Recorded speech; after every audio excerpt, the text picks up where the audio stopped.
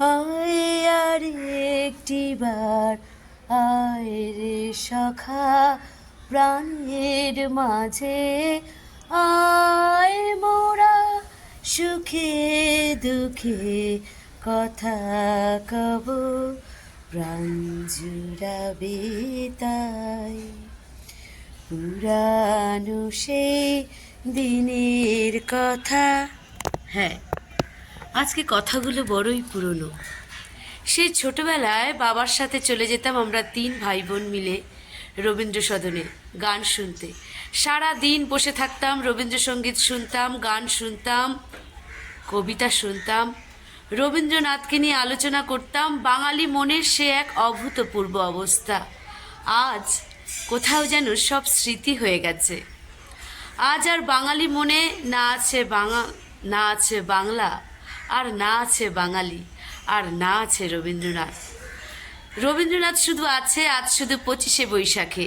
আজ রবীন্দ্রনাথ আছে মানুষের মনে, কিন্তু কোথাও যেন আমরা রবীন্দ্রনাথকে হারিয়ে ফেলছি। সেই যে চত্বর, সেই যে রবীন্দ্র সদন, আজকে এই কাজের ভিড়ে সব যেন বন্ধ হয়ে গেছে। আমরা শুধু কাজ করে চলেছি, মাথার মধ্যে শুধু কম্পিউটার, শুধু work and work and work.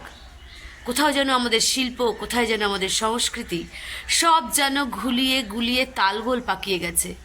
আমরা শুধু কম্পিউটারের মতো নিজেদের ব্রেনটাকে তৈরি করে ফেলেছি। না তাতে আছে কোনো মন, না তাতে আছে কোনো সুখ, না তাতে আছে কোনো দুঃখ। শুধু আছে কম্পিউটারের মতো একটা ব্রেন যেটা সারা দিন কাজের জন্য ব্যস্ত এবং ব্যস্ত। আজ 25শে বৈশাখ, রবীন্দ্রনাথের জন্মদিন। আমার মতনই কি ঠিক আপনাদেরও এমনই মনে হয় যে আমরা শুধুই কাজের ভিড়ে সব কিছু হারিয়ে ফেলছি? আমাদের কাছের মানুষ, আমাদের সংস্কৃতি, আমাদের স্মৃতি, প্লিজ আমার মতো আপনারা হারিয়ে ফেলবেন না কিছু। জমিয়ে রাখুন, স্মৃতিতে রাখুন। আর সত্যি বাঙালি মনে, বাঙালি জীবনে রবীন্দ্রনাথ যতদিন আছি আমরা ততদিন বেঁচে থাকবে। আমাদেরই মধ্যে রবীন্দ্রনাথ আছে, থাকবে।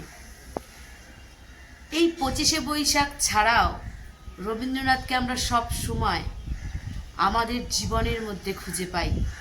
আমি তো পাই, আর আপনারাও কে কে পান তা আমাকে কমেন্ট করে জানাবেন।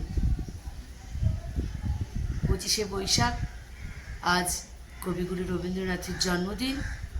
এই জন্মদিনে তাকে আমার শ্রদ্ধার্ঘ্য। আর আপনারা যারা রবীন্দ্রনাথকে ভালোবাসেন তারাও রবীন্দ্রনাথের জন্য একটা কমেন্ট, একটা লাইক নিশ্চয়ই করবেন।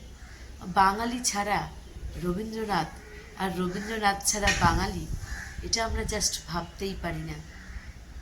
ভালো থাকবেন, খুব ভালো থাকবেন। নমস্কার।